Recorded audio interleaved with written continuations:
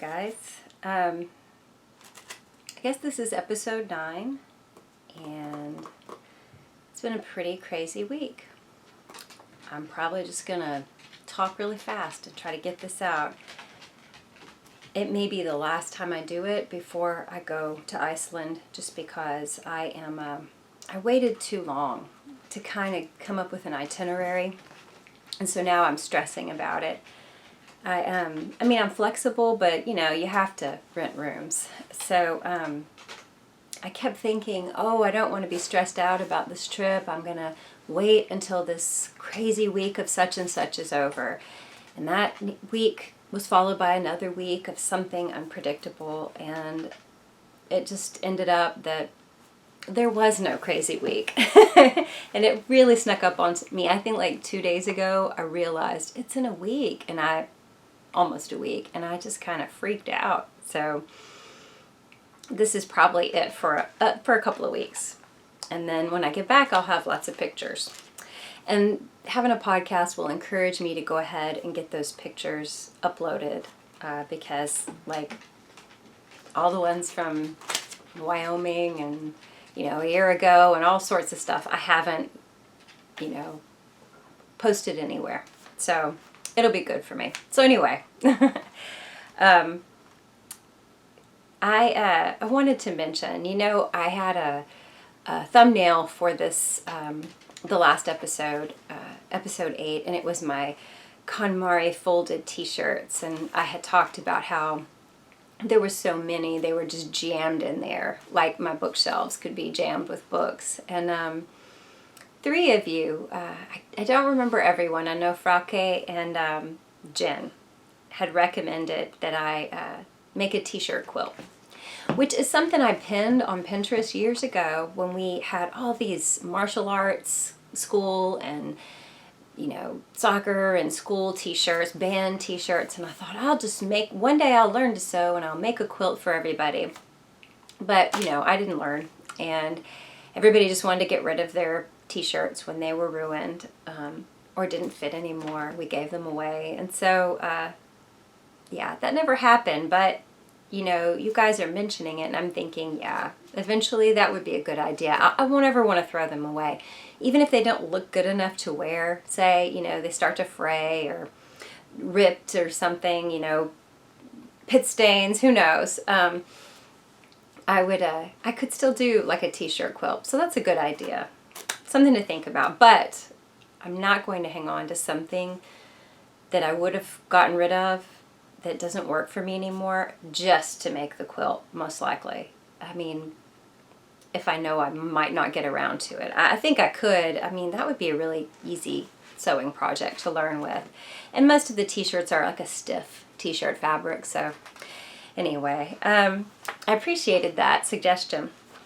So, I asked you guys last week about if you were, because I talked about how everybody's talking about superwash versus non-superwash yarns, and how, there's plastics involved, like a plastic coating involved in the superwash process, and, there's a lot of available options that are non-superwash. So are you making the switch? And if you are, what are your sources? I did share with you that I have a lot of superwash yarn, and I'm not going to get rid of it. I'm going to keep it and use it, and I'll probably buy more. And in fact, at DFW Fiberfest, I did buy some more superwash yarn, and I didn't feel bad about it being superwash, So, I wondered what you guys thought. However, I can say that in general, I like the idea of non-superwash, and especially for sweaters and color work. I mean, why not? Because that look of indie-dyed yarn, hand-dyed yarn, you don't want it usually. Sometimes you do, like with Sunset Highway, it looks great, but there's some things you just want solid color or a less tonal or variegated yarn. And so, why not use non-superwash? It's also very affordable from certain companies. And I discussed, I don't know the details on a lot of these companies, and I looked up some things for you guys. But anyway, Jen had said that she is considering, she would like to do non-superwash, but she has her budget to think about and what's available near her. Her local options are not, there's not a lot of non-superwash available, you know, and to go completely fair trade, eco-conscious, organic, natural, cruelty-free, all of that, it gets difficult to find that. There is online, but again, it's not always super budget friendly, depending on what your yarn budget is. So, Emily of Yarn and Yearning had said that she's made the choice not to go with superwash anymore, but she has it in her stash and she's going to keep it and use it to make gifts for her, you know, wool care challenged friends. You know how it is. You have family and friends that they don't know how to take care of wool, and even if they mean to, they forget or it gets put in the wash. So superwash wool is a good option for people if you really want them to have something from you and something warm, and it could be lasting. So that's, and she's also going to buy locally to help offset the cost of non-superwash, because there is sometimes a bigger cost. I was thinking about, oh, this is the thing. Yes, this is what I wanted to say that she mentioned. I thought it was a great idea.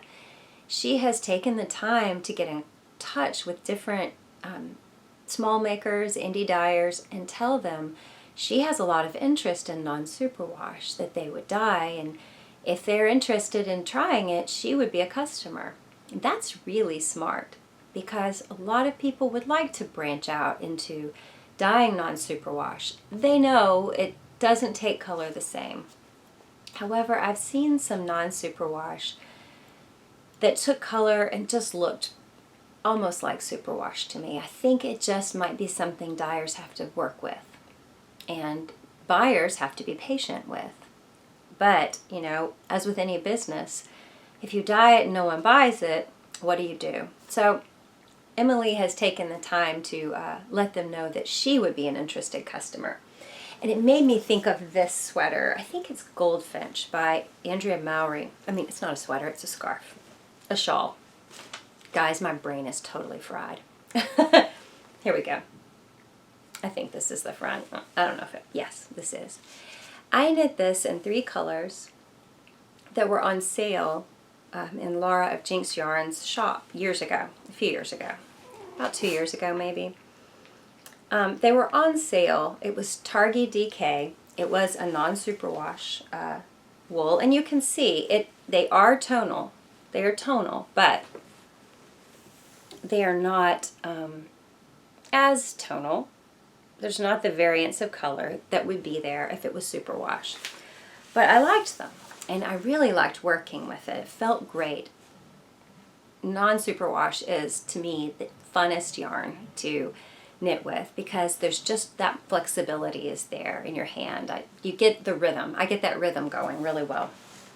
But she discontinued this line of yarn because it just wasn't being bought. You know, it didn't make sense for her business-wise to keep it up. And I happened to get this on sale. Had it not been on sale at the time, I don't know that I could have afforded to buy it. So, you know, that brings up a point. We have to be willing to pay more if we want people to have these options. But I just liked that Emily reached out to people. That's very proactive. Rachel said that she's a self-professed clothes horse, or was, but she read a book called Overdressed, The High Cost of Cheap Fashion, which I'm thinking is probably like The True Cost, that movie that I linked to a couple of times in previous episodes, where it talks about the damage done by, you know, our clothing industry, the dyeing, the working conditions, all of it. She read it and she totally revamped the way she sees things. From that point forward, she makes her own things, but isn't making a ton. I think she said she doesn't make a lot yet, but she buys secondhand, and she's buying from ethically sound sources. So I asked her to leave in the comments some of those sources if she would. I haven't heard back yet. But all of these things are in the comments. I like that she's doing secondhand.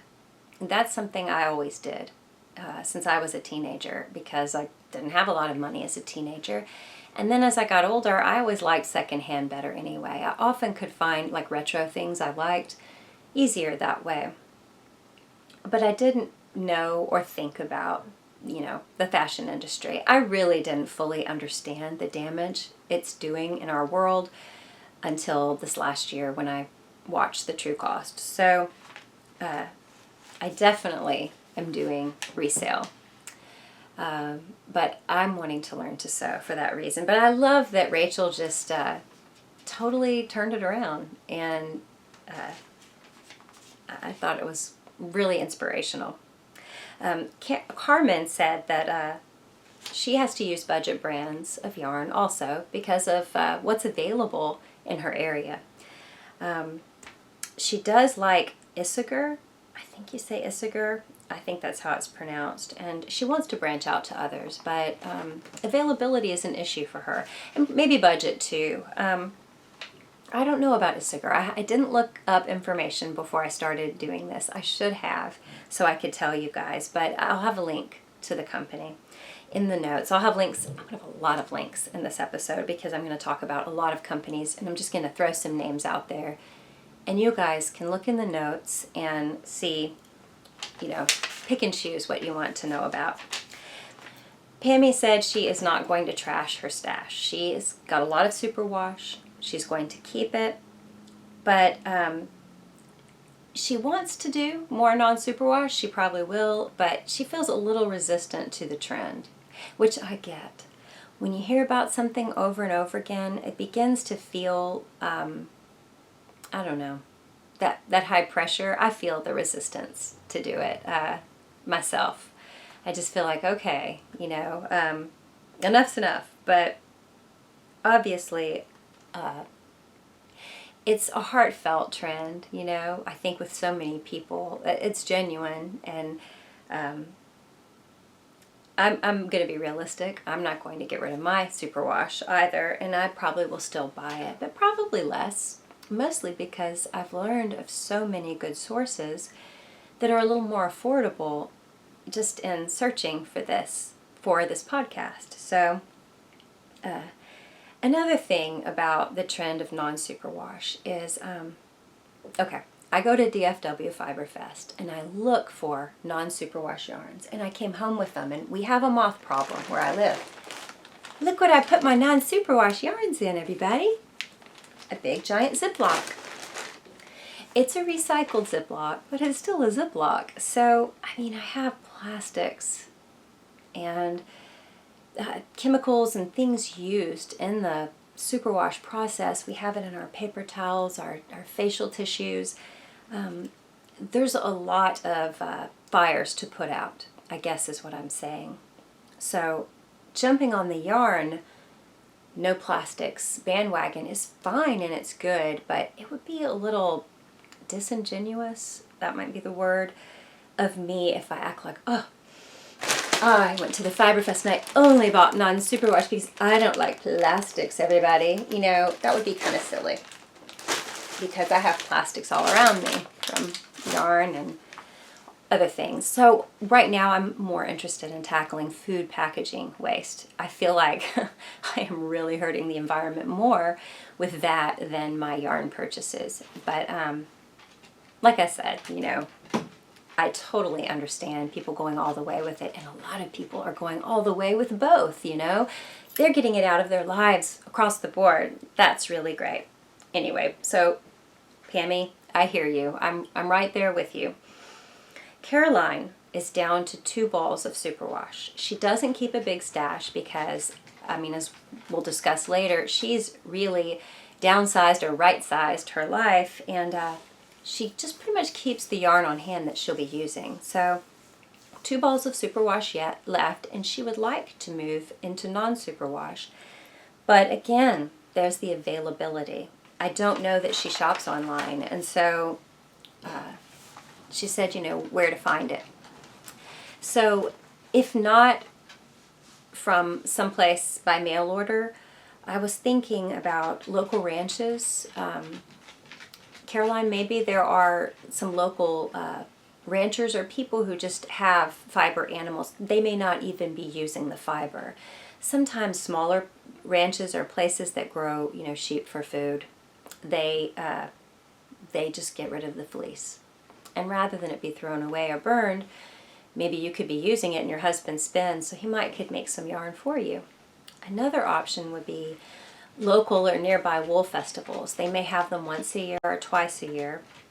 And it's possible that with saving, at a wool fest, you could get enough wool for 6 months worth of knitting. It would take some planning though, but there are people who do that. They go to the festivals and they get the bulk of what they'll need for some time. I'm going to put a link in the notes from a calendar from Knitter's Review that lists all the wool festivals. I don't know if I'm thinking it's international, so it wouldn't help you if it's not, but I'll have a link there, and maybe you can find something in your area. Birch Point, she said she did switch to non-superwash, but she didn't really do it for environmental reasons. That was a great bonus. Her original reason was just for the qualities of wool. As she used the superwash, it just didn't perform like she thought wool should. And, the more she looked into it, the more she realized, though the superwash yarns were beautiful hand-dyed yarns, very coveted in her yarn shop, or her local yarn shop, they weren't as durable, she felt. They weren't as resilient or water resistant as she would have liked. And they just didn't feel as light and warm to her. So she switched to non-superwash. And she gave a great list of brands. Some I had heard of, some I had not. So I'm going to have all those linked for you also, but I'll run through them quickly. The first one she's talked about was a Homespun House's Dale base, which I've actually, I have a skein of Dale. And she talked about Yarn on the House, Father, which is $18 for 22 yards. That's not bad. I'm supposing that's worsted or DK weight. Quince & Co., Brooklyn Tweed, Guillot, I've never heard of that one. Bahram U, which I've heard of, but I didn't know they did non-superwash. Retrosario, O Wool, I knew about O Wool. And that's a maker I've never bought from. Oh, come on up. My little buddy.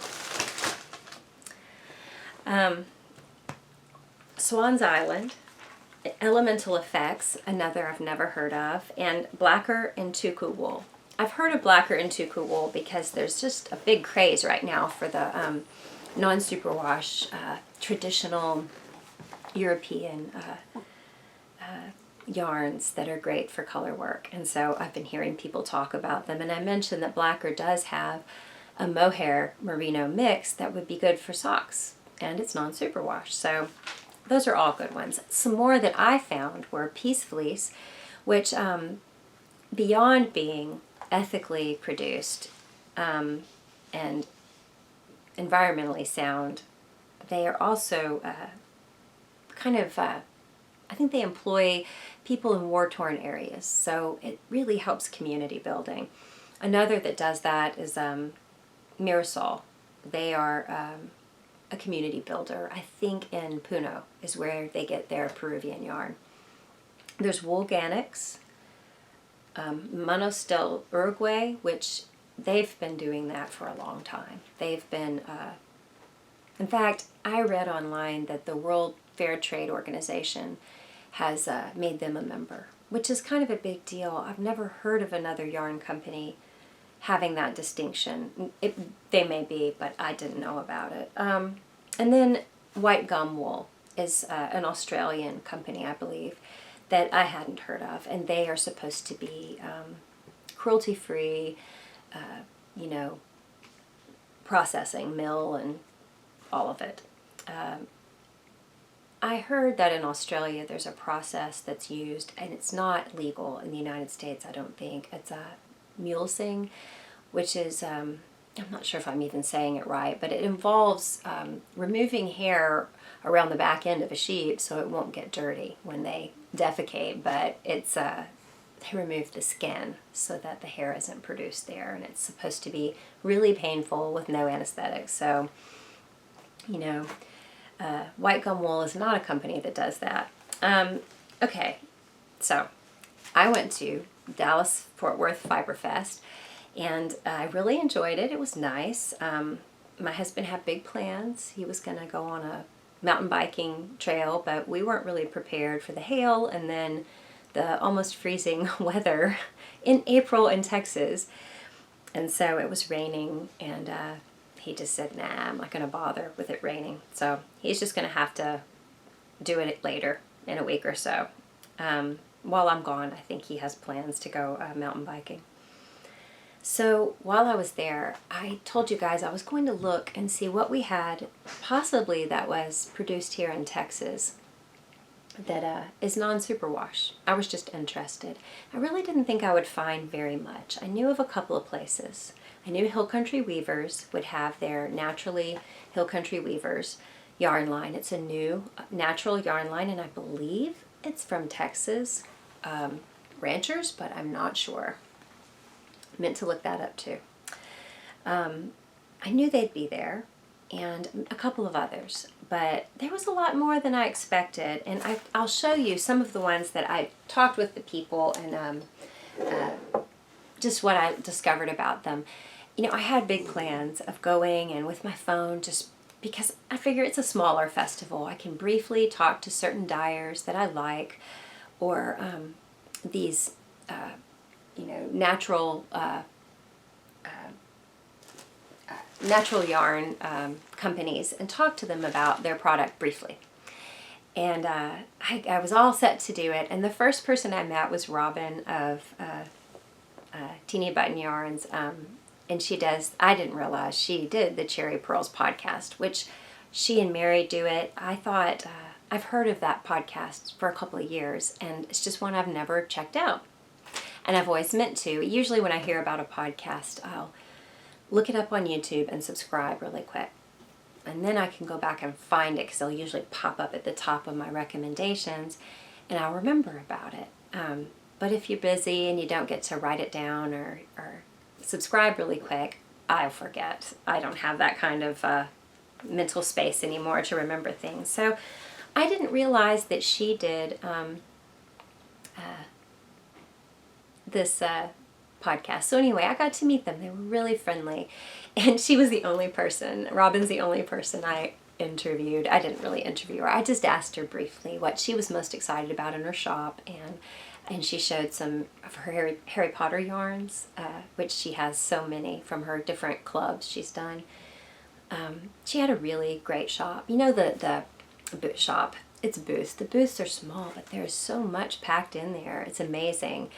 I went on the second day, and I really didn't think, maybe the third day, I really didn't think there would be a lot left, I guess, but there was plenty everywhere. Anyway, I didn't post the video because I felt stupid after that. Like, she was so sweet, and I filmed her, she answered my question, and then it got really busy all of a sudden. I mean, while I was in her booth, and everywhere got busy, and I just felt like it would be rude to say, hey, so-and-so, will you step out and talk to me real quick? Don't help your customers. And I got shy too. So I have Robin's interview. But anyway, I didn't talk on camera to any of these yarn producers, but I'll show you what I got. I actually went to Independence Farm. It's near Brenham, Texas.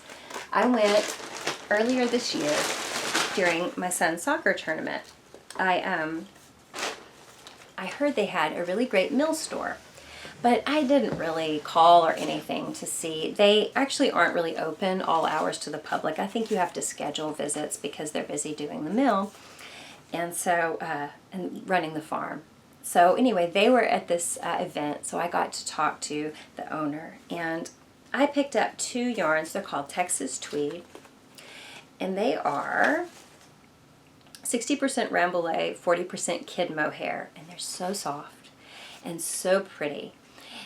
This is natural color right here. And these are about like a sport weight. This one is a combination of a natural and a dyed pink. It has a heathered look to it because of the combo, because of the mohair. Now she showed me some of the Rambouillet without the mohair, and it didn't have this slightly variegated heathered look. I really like the heathered look. So there were 3 skeins of it left, and I got that. This one right here is 100% natural colored Rambouillet. So, and I don't know a lot about that breed of sheep. I've never used it before. So this is going to be a first for me. I got enough to make a shawl. There's a shawl by Christina Dennehy that I'd really like to make. Here we're going. It's called Azulejo shawl. It's got a cool Southwest type pattern to it. I just love it.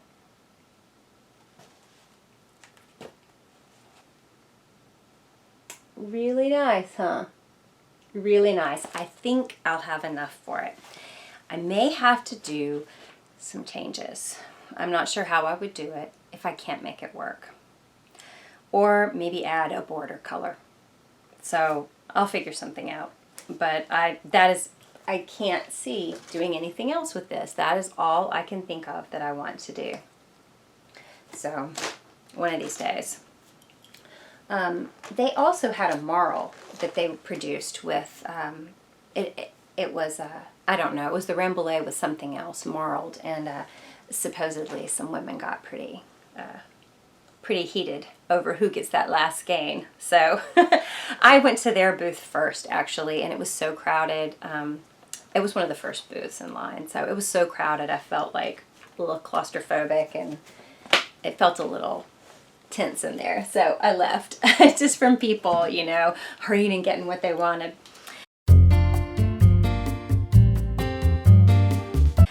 You know, Texans and yarn festivals, they gotta go crazy. We don't have much. The next company, the people I met were Ross Family Farms, and they're actually not a Texas ranch. They are from Pennsylvania. But look, this is the Ross Family Heritage and Rare Breed Fibers, and this is a Romney, from a Romney sheep called Teddy. And there's a little picture of Teddy, and I think that's sweet. Oh, I had to get it because his name's Teddy. This is a bulky weight, and it's really a pretty big amount. 250 yards of bulky. That's not bad. Definitely enough for a hat. Maybe something more if I wanted to. So, really nice.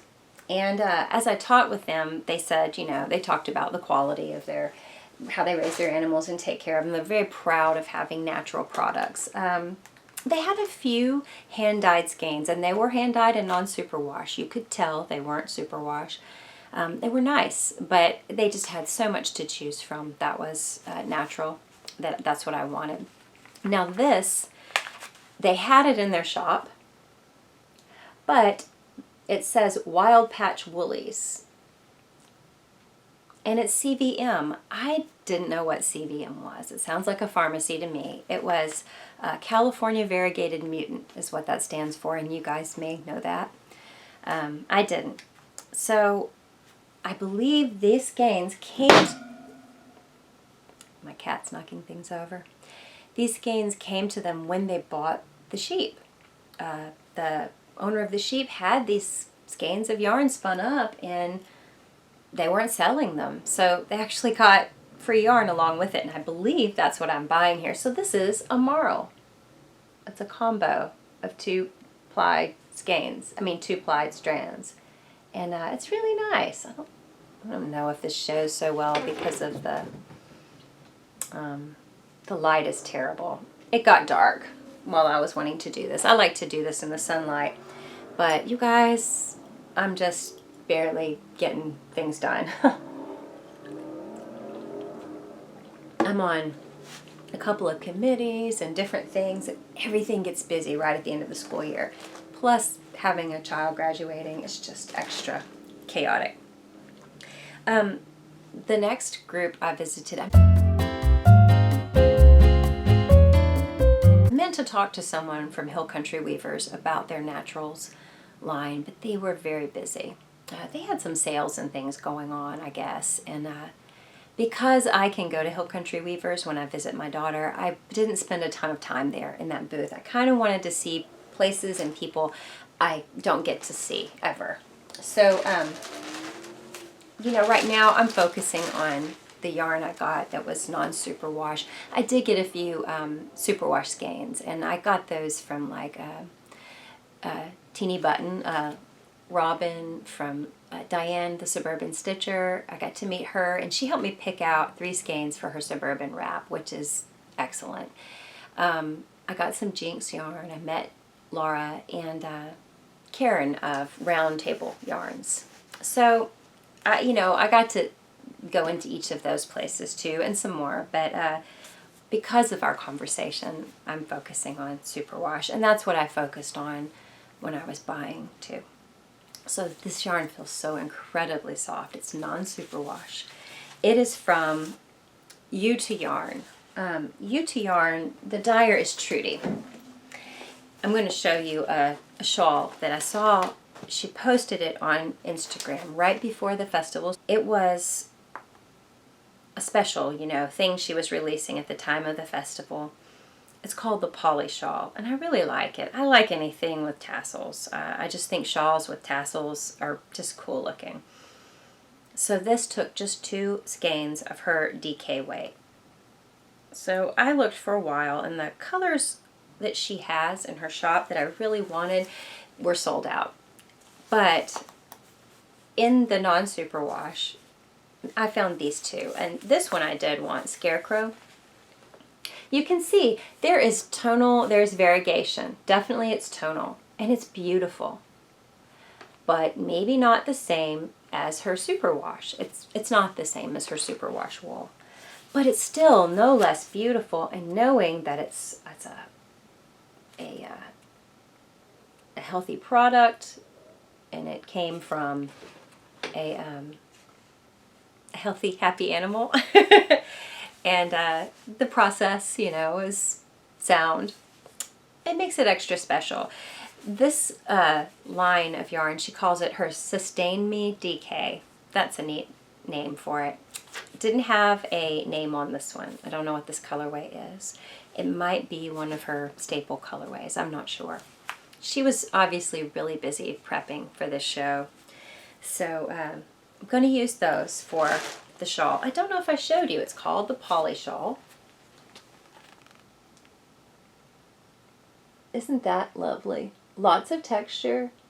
You've got your little tassels for interest, So, and the pattern was free with the purchase of the 2 skeins to make it. So I enjoyed that, and she was really helpful. I enjoyed talking to her. She helped me out looking for things that would go together and coordinate. Because, as I said, she had a lot there, but a lot had been picked over and used. So the last thing I got was, I don't remember the dyer's name, but I heard about her yarn a long time ago. It's, I think you would say it, Volus. Yarns Creations, if that's the German pronunciation, probably Volus. The English pronunciation would be Wall. Anyway, it's Volus Yarn Creations. She dyes cotton yarn, and she hand dyes. And years ago, I looked on Ravelry, and I kept typing in searches, who makes cotton that's hand dyed? Because there weren't a lot of things to choose from. I think maybe Misty Alpaca, maybe they did a cotton line?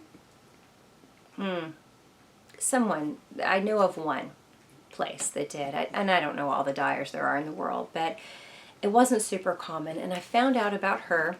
I saw a beautiful project on Ravelry. It was a shawl, and it had changing colors, like an ombre effect.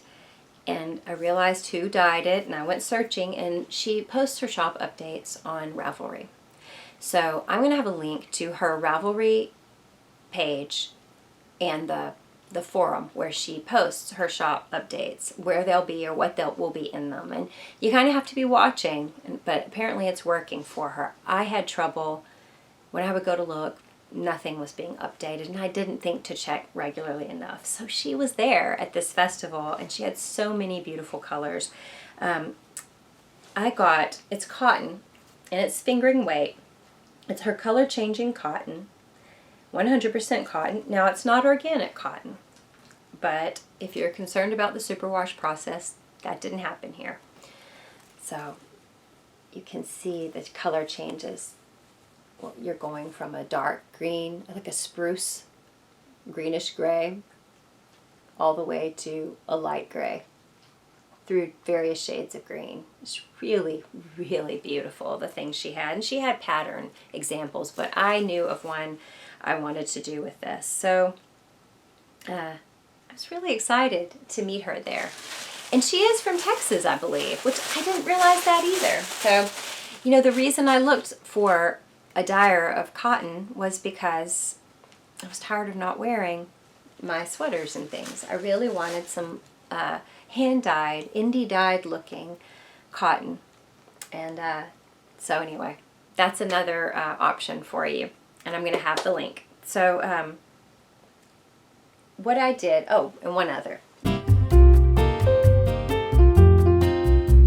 They do produce, this is not non-superwash.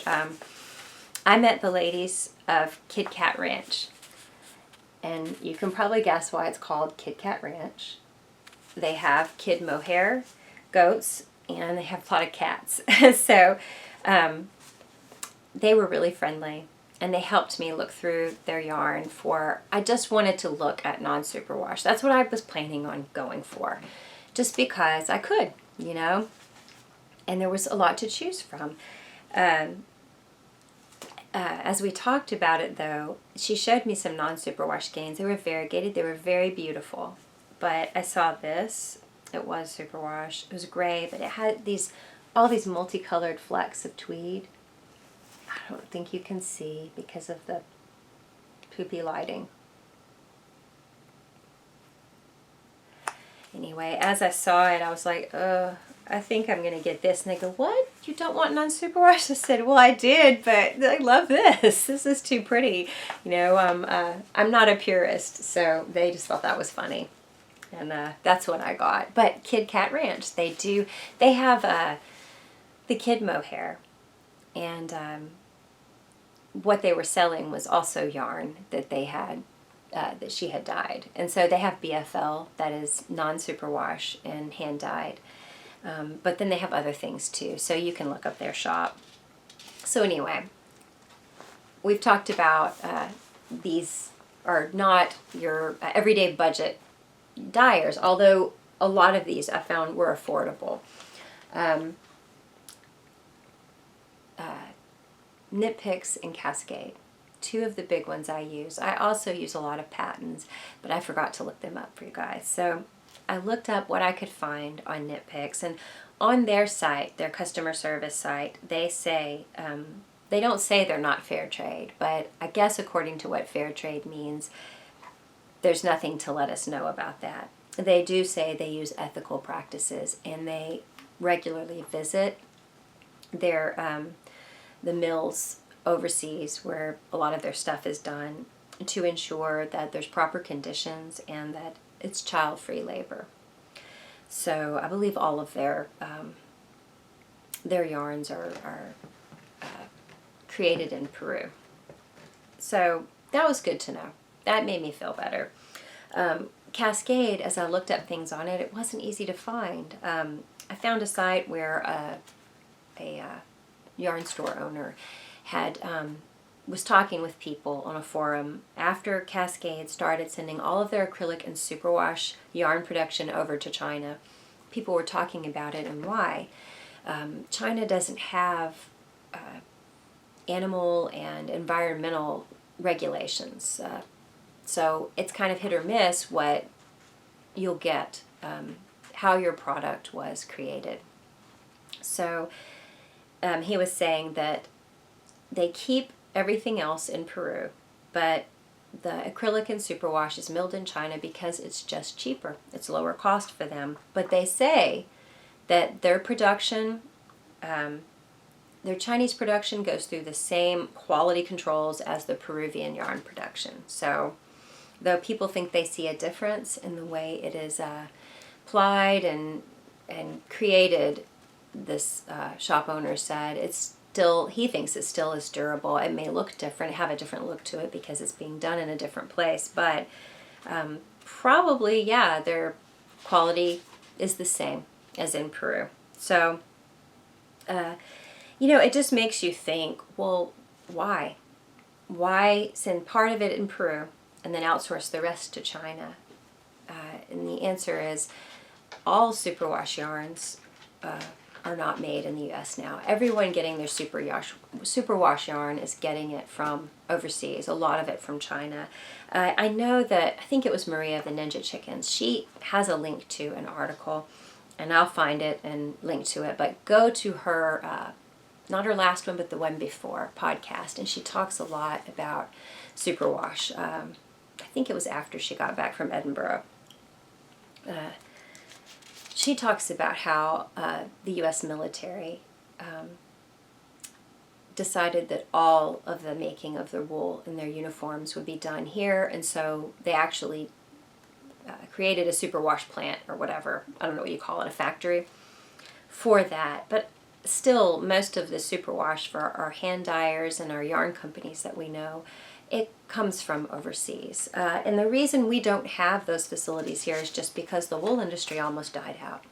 So when it started to make a comeback, there was, I think, one factory that could comb fleece, and we're just outsourcing a lot of it still.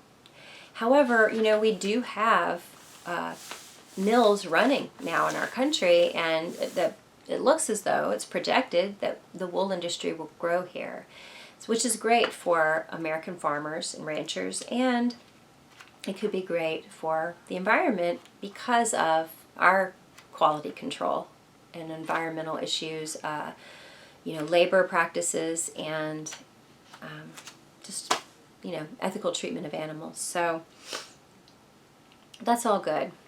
But if we want that, if we want options that are non-superwash, where animals that mulesing process doesn't happen, where they're well fed, they're taken care of,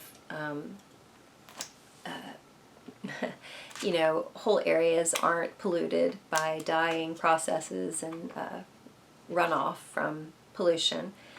If we want that here, we're going to have to pay for it. We're going to have to be willing to pay a little more, which gives me food for thought because I do look for budgets. I like being frugal. I feel good about being frugal. And when we talk about living simply, it just can't always mean frugal if living simply means healthfully. So I'm willing, but I'm also at a place in my life, I'm fixing to have an empty nest. I'm at a place where I have a little extra money to buy, non-superwash wool from ranches in Texas or whatever. That was not an option for me 20 years ago, 10 years ago, 15 when I learned to knit.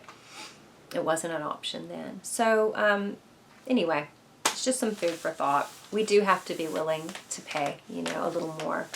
And it's just like Rachel earlier, I was telling you how she has gone to using ethical sources for buying her clothing because she's not making a lot, and if she can't find it secondhand, there's a lot of options out there, and the more we do it, just like with organic food, the cheaper it becomes, the closer the gap between the cost of non-organic and organic, the gap closes.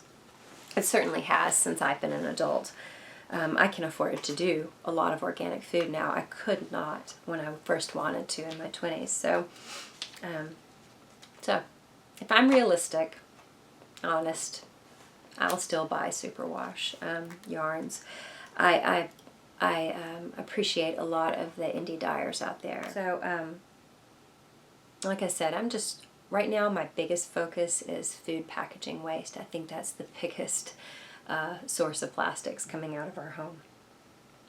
So let's look at what I've been making with non-superwash wool, but definitely budget, Cascade. my bulky easy one is, oh, this is not a good place at all. I'm doing my sleeves 2 at a time because, guys, I'm fixing to be doing 6 sleeves. But the whole body is done. Looks great. I think I showed you that. And the sleeve is almost done. Both sleeves are. So you can see the yarn. I've got the Patton's Classic, and it is totally covered in little spots here and there. I mean, it now looks like some sort of mohair sweater. You know, that really worked when we had a dog named Mo, because we really had mohair sweaters. I showed this, and I was talking when I first cast on for it about how I thought of making a drop shoulder easy pattern up. But then the bulky easy one came out, and I thought, well, you know what, that'll be easier. I'm like scatterbrained right now. I don't think I could handle making something up. So I bought that pattern and did it. Well, Carmen, who commented earlier, she was saying that she thought about that. She thought about a drop shoulder pattern. She considered the Weekender, and did she want this? Did she want that? Went back and forth, and she finally said, you know, I'll just make up my own drop shoulder sweater pattern. So I'm so impressed with you, Carmen, for that. She's using Debbie Stoller's Stitch and Bitch Superstar Knitting book, because there's tips on how to kind of draft your own pattern, and I just think that's awesome. That's so cool that you're doing that, and I can't wait to see it. I hope that you'll post some links in the comments to your Ravelry page or something, Instagram, where we can see how it came out. I just think that's the coolest thing. You're doing something I really want to do. Maybe one thing this year that I just look at, say I see it on TV, or I have it in my mind, and I just make it happen. That's something I want to do this year. So she's super creative, and she said she felt the same way about Debbie Stoller's book titles, just a little nervous about having it around the kids. So anyway, I thought that was great. My other sweater that I worked on the way to the Fiber Fest, in the car, I was going to have 2 skeins no matter what, because I was doing sleeves 2 at a time or color work, is Birch by Pam Allen, and I got past the sleeve openings. I really like the way she directs you to do that. And this color work doesn't look so great because you can only see the first 2 lines of it. But the contrast is really good, and it really looks loose and sloppy. But I found that if I don't knit a little loose and sloppy with colorwork yokes, they tighten up and they bunch. So I just keep telling myself it's worked before, it'll work now, and you know, I'm trying to reassure myself. This is Patton's, and Julianne was saying how the fact that I had to switch skeins of the green because one was a slightly different color than the other because it was like 10 years old. You can see there's almost a variegated look. It's not, well, it could be kind of striping, but it has a more variegated look, I think, than striping. She liked it, and I like it too. I have a little bit of this dark skein left, but it's so small an amount. I'm going to try and put a little bit, now that I'm to the yoke, I'm just going to use the lighter skein with the Aran colorway. But as I get to the sleeves, I'm going to try and intersperse the dark strands here and there, that little bit of leftovers I have, just to kind of make the sleeve and body color unified. I hope it won't look funky, but if it does, I'm just going to go with it. I don't think I'm going to re-knit this. So that's my progress on those. So in simplifying in our home, you know how I've been doing that, and we've been talking about it a lot. Hang on. Do I sound like I'm running through a list? I hate doing that, but I feel like supper needs to be made, and I've been busy all week. I mean, the beginning of this week and all weekend. And I'm just kind of, I need to hurry and get supper made. I have to fix some stuff for tomorrow morning, and then I am going to crash. I'm so tired. But in the whole simplification thing, we got little chairs for the room. We went to IKEA and just got the wing chairs. I think it's called Strandman. I like these chairs because they make me think of my grandmother. She had a pair of green, like avocado green almost, a little lighter than that. And they were faded from the sun. She had a pair of wing chairs that sat in her living room for years, and those chairs always make me think of her. Of course, hers had a skirt. These don't, and I like them better without the skirt. But I don't know. It's just, I don't know. It felt fitting to do this in the chairs that make me think of her.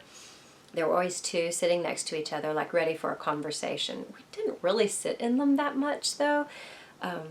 Actually, because of her back, and I have back issues sometimes too, she would lay down on the floor and bend her knees and bring them up and set her feet and her calves, from her knee down in the chair, and have her knees bent at a 90-degree angle. And sometimes I would lay on the floor and put my feet on the other chair, and we would just sit and talk that way.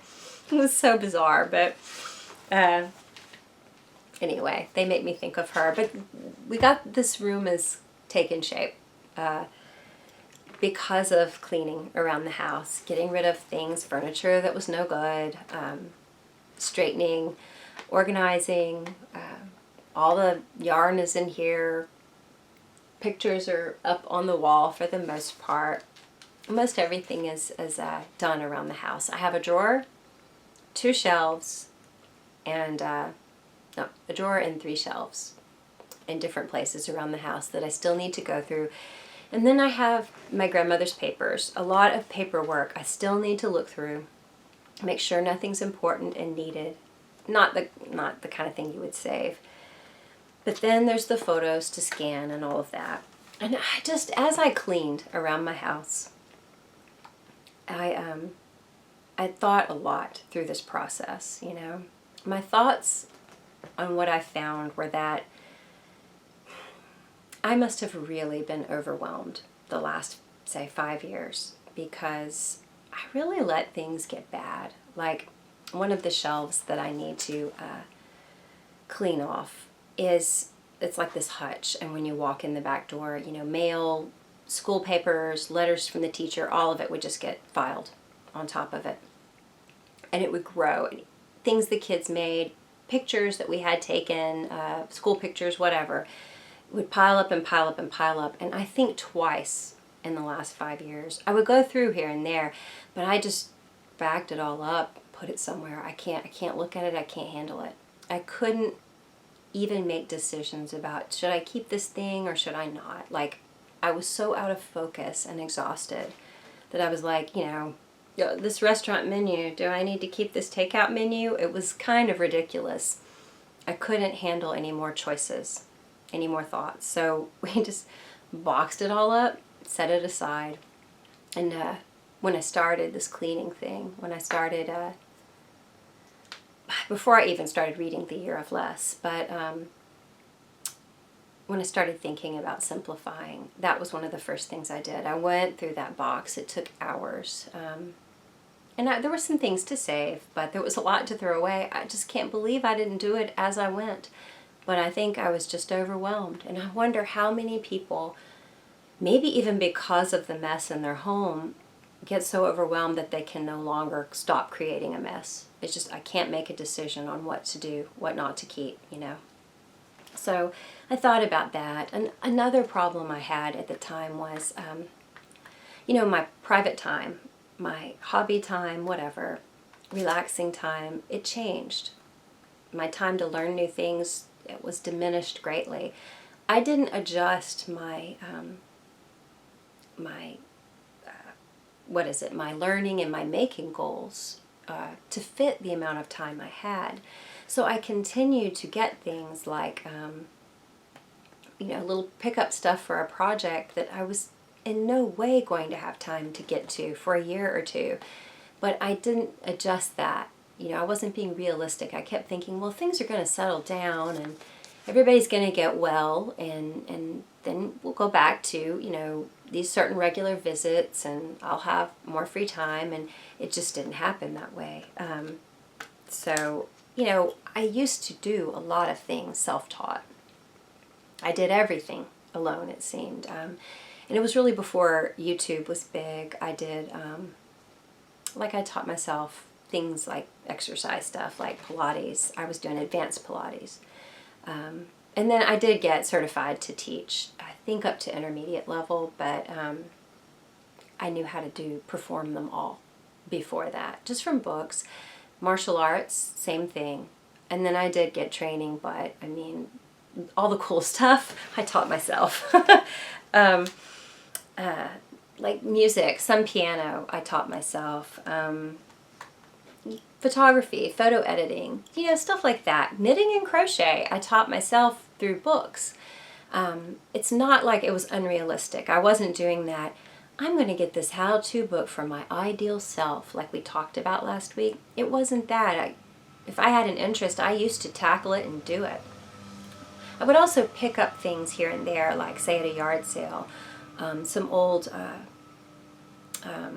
sconces, or we found a clawfoot bathtub in someone's front yard for sale. And we picked it up. We were not ready to remodel our bathroom, but we knew we were going to, and it stayed in our garage for 1 year. But I don't regret that, because we knew it was going to happen, and as soon as we had all our little ducks in a row and had the money, we don't do these things till we have the money, and so we do them very slowly. We had it waiting, and we used it, and it looks great.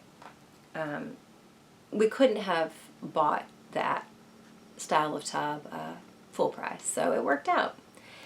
So, I mean, it wasn't unrealistic to get these things, but I would still do this even though I had no free time. But you don't know what the future holds, and when someone that you love is toward the end of their life, you don't know what's going to happen or how taxing it will be on them, on you, on anyone. And I'm not complaining at all. It's just the facts. I didn't adjust my expectations for my life, my free time. So more things collected for that reason. So, I reminisced a lot as I dug through all these things, and I had some good memories. Looking through things from our family vacation, it was really nice. And letters like my grandmother wrote, she would, for years, rather than go buy a new card, because she thought that was just $3 for a greeting card, she would take an old card, or she would get one at the dollar store that was for like, a goddaughter instead of a granddaughter, and she would change the word goddaughter to granddaughter. She did all these, to me that was the cutest. I love those, and I've saved every one of them. And those are things I want to save. But I would find things like that made me feel good, things among my stuff. So that was nice to reminisce. It wasn't all sad thoughts about the last few years. But the idea of that ideal self came up again. And I mentioned that last week, and several of you have commented on how it rang true with you. In the book, The Year of Less, Kate Flanders was talking about how she realized all of the things she bought or accumulated could go into one of two categories: things she really used, or things she wanted her ideal self to use.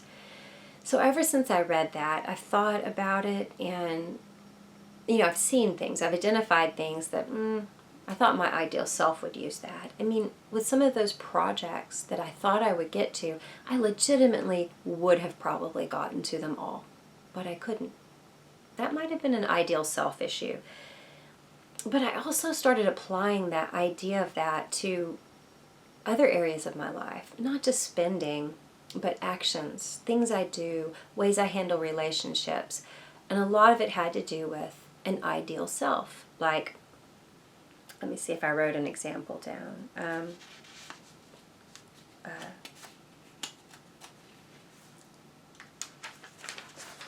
think I have an example here.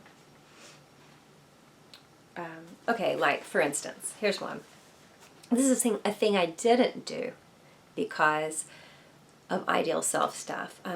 I wanted to start podcasting over 2 years ago. I didn't do it. Part of it is it's daunting. It's really daunting, you guys. YouTube uploads take forever, and it's more trouble than I ever realized. But also, I was like in the throes of terrible cystic acne that nobody could fix. No doctor. Eating healthfully. I ate so incredibly healthfully, better than I am right now even. And it was bad. It was bad. It truly looked like, I felt like people will worry about me, that I have a disease of some sort and feel sorry for me. And so I didn't do it because I wasn't my ideal self. Now, it was not an unrealistic vision of myself that I had. I haven't always had cystic acne. I don't have it now. But it was a terrible time of crisis, of stress on my body and a hormone imbalance.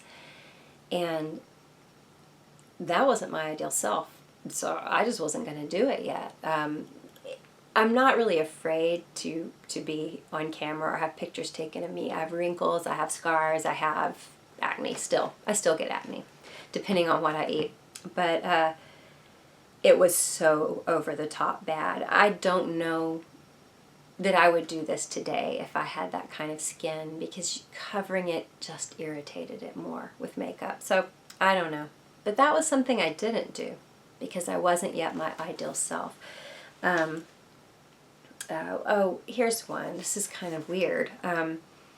I have held on to more things than I probably should have out of a sense of obligation, because I think I should be a certain kind of daughter, granddaughter, wife, whatever, that I should keep these things, even though I don't need the things. No one needs them. It is not dishonoring anyone to get rid of them. For instance, I said I don't want a shrine to my grandparents in my home. I want joyful memories all around me. And I felt like there was a difference.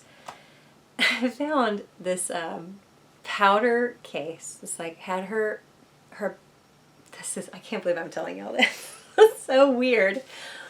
It's like an old container where like powder with the powder puff was in, and she had already dumped that out, and she was repurposing it for keeping her clothes, her bobby pins, and some of her hair curlers, because she would do one little graceful wisp off of her face. She had that in there. I found that and a pick, like a hair pick, like you would tease your hair with. It's not like even something, I use a wide tooth comb when my hair is wet, or because it's sometimes curly and unruly. It was a pick. I'm never going to use a hair pick like that. I'm never going to tease my hair. Why was I keeping that? And I felt so guilty getting rid of it. And it was old, and it was stained from hair color, and it was bent, the tines of it were bent. Why was I? And I just realized I've never thought it out. I've never said, I must keep this. That's what a good granddaughter does. But there it was. My ideal self would keep everything as a commemoration. Now, I have so much from my courtship, from my kids' early lives, from my childhood, from my grandparents. I don't have a lot of things that were my mother's, but everything I could have of hers, I have it still. I don't regret that. But that doesn't define whether or not I'm a good wife, mother, granddaughter, whatever. And I gotta tell you guys, there's not a lot of people who have much that I said or did on them. I mean, nobody else is saving this in return. It's a little out there. So I threw it away. And I didn't feel guilty. It's just a pick. A hair pick. But I threw it away, and I looked at it in the trash, and I felt sorry for it. Because, I have to, anthropomorphize, I don't know how to say it. Everything. Okay, I have to animate it all. It's all human in qualities. So, anyway, so I have the ideal self thing, obviously, with what I buy at times, but I'm aware of that now. But I found it in areas of things I do and don't do, how I handle relationships. Yeah. So, anyway, on that subject, Julianne had said she recognized that she once used to do mindless spending for her ideal self. She racked up some debt, and then her and her husband paid it all off, but she's found that in recent days she's got that urge to mindlessly spend again.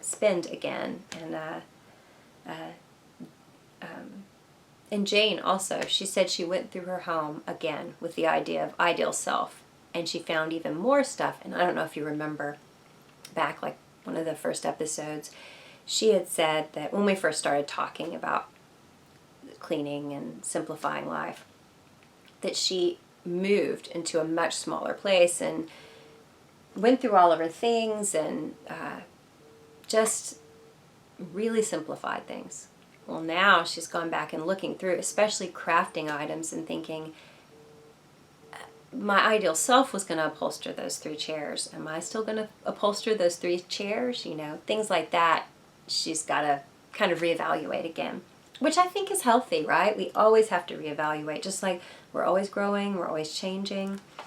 God is always showing me things in my character. Some of it's good, some of it's not so good. It's ever changing. Anyway, but Julianne talking about feeling that urge to mindlessly spend again. I asked her, and I'm wondering what you guys think. And I was thinking about Sarah, how she had said in the past that she quit her podcast and drastically reduced the amounts of yarn sales and things she would see on social media because she didn't want to spend mindlessly anymore. And I wonder, Julianne, if owning a business, she's a dyer, and she dyes really pretty yarn. I've bought some of her yarn, and I actually should have I'll show it another time, a shawl I made with some of her yarn in the last year. I made it last summer.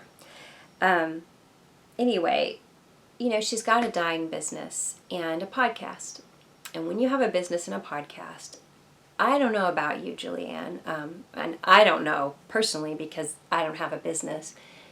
But there is this current that you can get swept up in with social media and podcasting where, you know, you've got to always be producing a finished object, maybe teaching something, a tutorial, showing that your FOs need to be maybe the trendiest patterns that just come out, so that people will be interested. And if you're showing your yarn, you'd best use your yarn. It needs to be hand dyed. More expensive yarns maybe, like, so, you know, this might not be a big hit as far as podcasts go. I mean, if I have a picture, this has got rainbow tweed. If this didn't have rainbow tweed and I just had a picture of this plain drop shoulder sweater as the thumbnail for the podcast, it probably wouldn't get very much attention. I mean, there's got to be pressure to be current and of the moment, and I don't know. So I asked her what she thought about it, and I'm asking you guys, do you think that the idea that podcasters probably feel a lot of pressure? I mean, I don't feel any pressure, but I'm not a big deal, and so I don't care.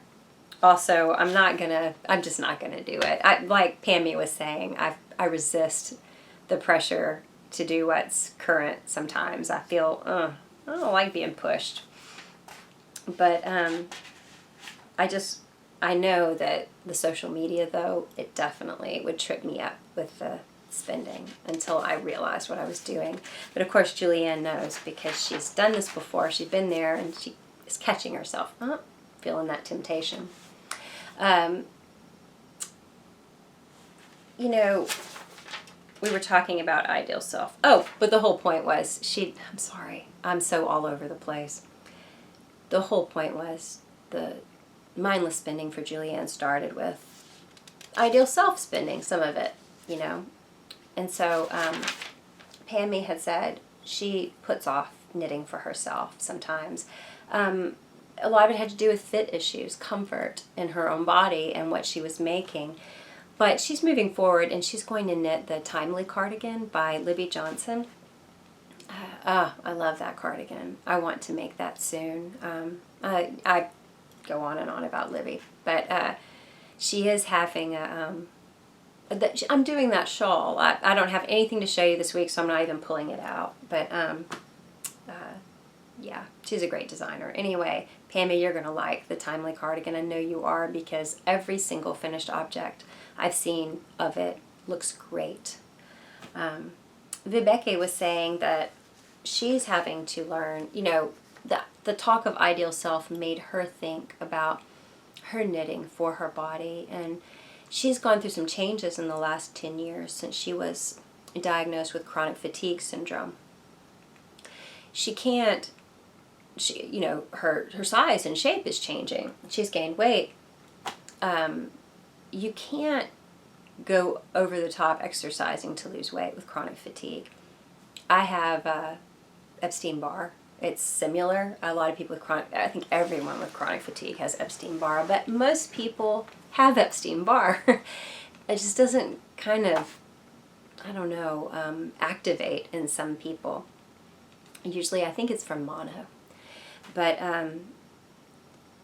you know, if you work out a lot while you have chronic fatigue or Epstein-Barr or something like that, your body kind of totally resists. It's like goes into a starvation, fight or flight mode, and you can actually gain weight.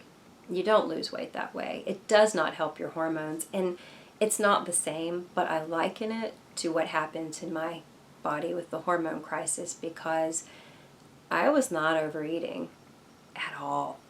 In fact, my son is all into working out, and he was counting calories because he's wanting to add mass to his body. Boys. But as he talked about the calories he was eating that day, I thought to myself, I wonder what calories I eat. And it was in the middle of really hard times, not sleeping well, sad times with my grandparents. And I figured out what I'd eaten that day, and I was like, no, that's wrong. And then I figured out, kind of, you know, guessing, looking stuff up online, what I ate the day before. I was like, did I eat this pretty much every day? I was not eating enough for a person. I don't even know how I stayed alive. I was eating so little. And I wasn't at that time working out because I was totally exhausted, but the stress I was under read like a workout to my body. So I believe you, Vibeke. I know what you mean with hard workouts aren't the answer, probably anyway. I read Primal Blueprint by Mark Sisson years ago, and he talks about, you know, just walking leisurely. Of course, he suggests some sprinting exercise every week, but just like a few minutes a week, you know, kind of like that. But people don't do that. They don't all do that. They just walk and eat healthfully, and that's enough to maintain a healthy body. But anyway, Vibeke was saying that she's learning to do what her body can do, to be gentle with it, and to appreciate it as it is. No ideal self business. This is her ideal self. This is her. And maybe, you know, in a perfect world, she never would have gotten chronic fatigue. Because chronic fatigue, I mean, I wouldn't want to see that as my ideal self. Just like I didn't want to see cystic acne or, you know, some kind of hormone failure where it was like I was going through menopause in my early 40s, late 30s. I didn't want to see that as my ideal self. But, and truly, it probably shouldn't be. It was probably the effects of stress and, you know, a fallen world. But it's where I was, and I had to accept where I was. And Vibeke, you're doing a good job accepting your body as it is, you know, which I think you're beautiful, but I like, though, that you took the time to talk to us about that, appreciating yourself, what it can do, what your body can do, just the way you are right now. And then for you, that can be your ideal self. You can see it that way. I mean, who we are is really not just our outer trappings anyway, right? It's who we are on the inside. I've always believed that. Always. I believe it about every person I know, and I even believe it about myself. So, I'm getting older, I'm aging. There's a part of me that wishes I was still a little more youthful, or they had the athleticism I once did. But, who I am on the inside's the same. So anyway, I saw a lot of that ideal self business in myself too, you guys. I wanted to share with you Caroline's inspirational story. She messaged me and she left a comment on YouTube. She had to go through a major job change in her life. Wasn't what she had hoped for, was very disappointing, and then it caused a need to downsize or right size, like we talked about last week. It meant less money. And less money as you get older and start to get near an age where you would want to think about retirement, which I'm already thinking about retirement time because I want to make decisions now that get me ready. Less money, you usually think less quality of life. I've always had a nervous feeling about healthcare. What's it going to be like when I'm my grandparents' age? I mean, they got by without lots of investments and savings. They had enough. They saved, they tithed, they had enough to get by. But what will it be like for us? And it's kind of produces a worrisome feeling. Well, this experience, rather than being a bad one, became a blessing in disguise for Caroline. She ends up having less stress. She works a job with less hours because they own less. A smaller home means less stuff, means less upkeep. It's an apartment, so less things. You don't have to maintain a yard. I don't know that they drive a car. They ride bikes, so less upkeep on that. No gas, all of that. There's less waste. She stops by the market every day and gets what they need for that supper or next day's worth of meals. There's not a lot of food packaging waste because it's fresh food and it's healthy food, organic type food, There's less space, so they have less stuff. And like I mentioned earlier, she has 2 balls of superwash. She's keeping the amount of yarn she needs for the next project or two. She doesn't have a stash. And she has, because of all this less, she's got more of the things that matter. So before, they had a larger home. They had more stuff to maintain and keep up with. And she had a different job where she was under stress a lot. Not now. It's a simpler job, 2 days a week. And she's got more free time. Time with her spouse. Time to enjoy being outdoors on that bike that she gets around by. And just, there's also, less waste, like I mentioned. So I'm just thinking, what a great example of the right sizing. Jane had commented that she switched from a job. She took a job for an increase in pay, a career move up, and regretted it. Where she was, she just wasn't happy at all. So she took a risk and moved back to Colorado. But with it came, a financial hit. And so she just took it because she was happy. And she's doing with less and is happy, though, for it. Very happy where she is. These kind of stories, give me encouragement about retirement years and preparing for retirement years. Because I don't know that Caroline Jane they're not, at retirement years, but they're already thinking right side so that those years won't be a surprise. They won't be a scare. And I'm thinking about how healthy riding your bike around, eating fresh market food every day. That's not really an option for me. Right now, the market's not close by. The one that is completely crazy overpriced. And there's not all that much fresh. It would still be packaged foods a lot.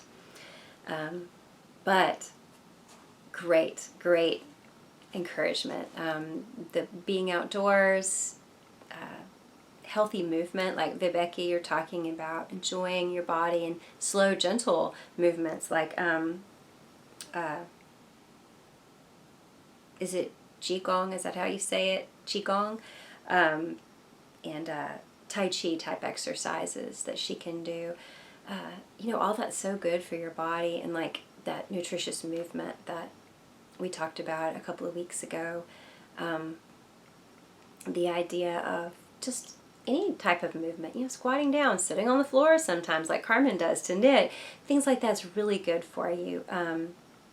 Think about how healthy you can be as you reach retirement years, because maybe you're riding a bike and you're walking and you have more time to get outdoors instead of being stressed out in an office and a long drive, commute home, and whatever. So I don't know, I found it encouraging. Emily is only 25, so much younger than me, but she's graduated from college and chosen a career that would give her happiness and kind of growth, personal growth in archaeology, instead of worrying about wealth or ever-increasing wealth. I don't know what it's like to be an archaeologist. I don't know what the demand is for them, and I'm thinking there's kind of a place where your pay caps out. And she knows that. She's aware of it, but this is what she loves. So she made the choice to go with happiness rather than ever-increasing wealth. And I like that at the age of 25, Emily, you realize that the two are not interchangeable. Happiness and wealth are not the same thing. I'm a child of the 80s, and a lot of people my age believe that. I'm sure a lot of people your generation do too. But that whole millennial thing that we talked about, millennial, I hate that term. My daughter is not into stuff. She's into experience and people. And I like that. And hopefully it'll rub off on the older generations too. Anyway, Emily did it even with a little pushback, relatives that were concerned for her well-being. How will you take care of yourself with this career? I get that. I would receive that. In fact, I have received that because I don't have a career. I didn't finish college. I had children, and I don't regret it. I could have done both, but not the way I wanted to.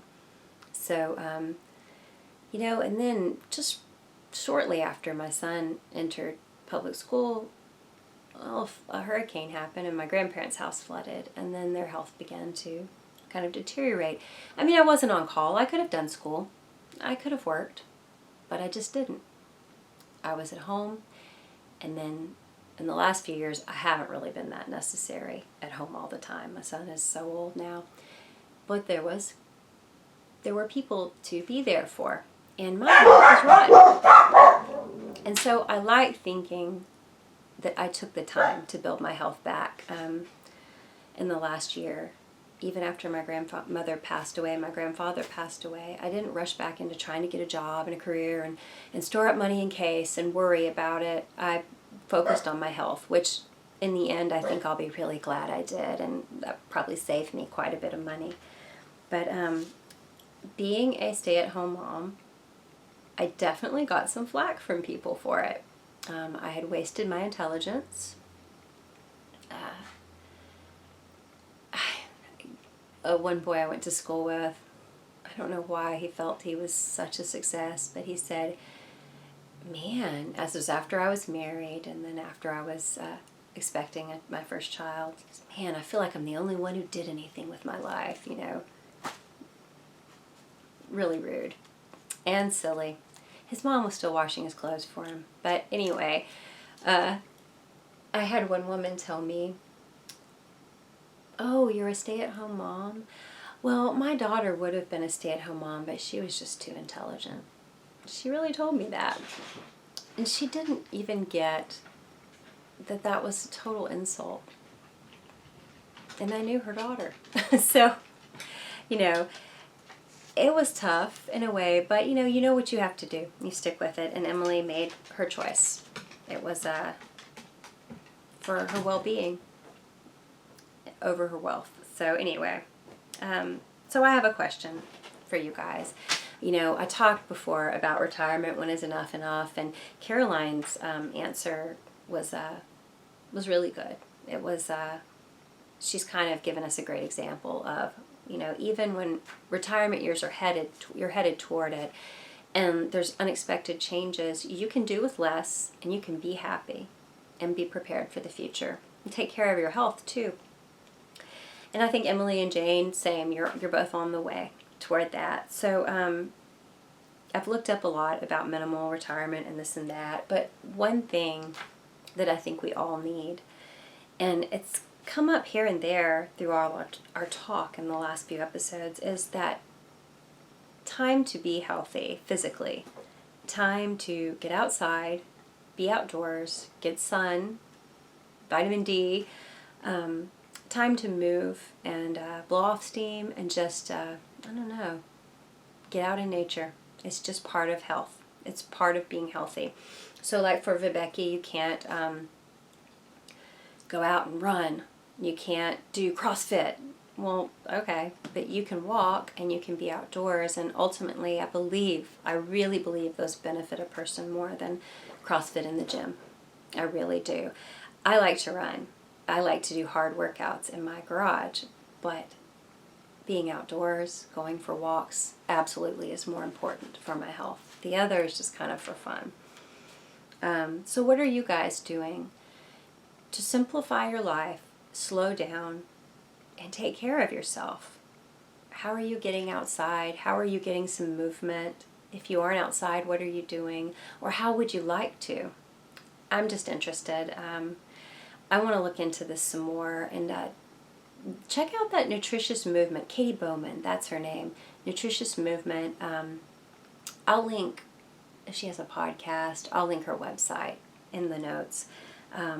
That might give you a place to start with how you want to start, getting just some, using your body fully. I think it's really part of our well-being, and it's part of a wholesome, healthy, simple life. So anyway, I don't know if I said that well, and I'm not going to reshoot it. So y'all help me out.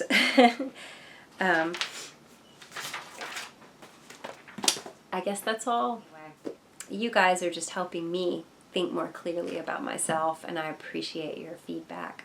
I hope you have a wonderful week, and if I don't podcast again, or I'm not able to read your answers to the question that I left, the questions are in the notes too, if you don't remember. I will when I get back from Iceland, and I'm really excited to, get back to you to hear what you have to say about these things. Bye-bye.